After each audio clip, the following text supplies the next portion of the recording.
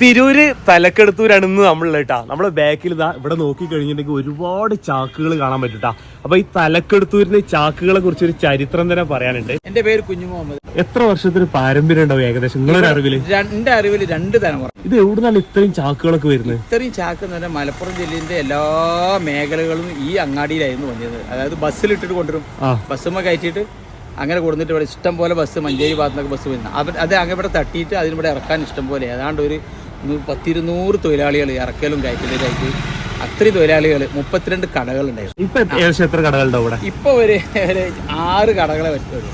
5-6 കട.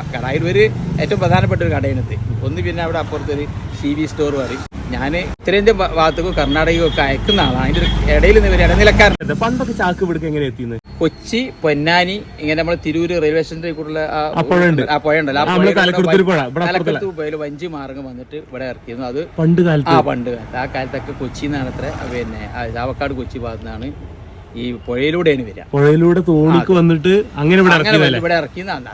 എന്നാലും ഇഷ്ടം പോലെ ആളുകൾക്ക് ഒരുപാട് ആളുകൾ തൊഴില് ഈ പരിസര പ്രദേശങ്ങളിലൊക്കെ ഈ ചാക്കുമായിട്ട് ആളുകളും ചാക്കുമായി ബന്ധപ്പെട്ടാണ്. Thank you.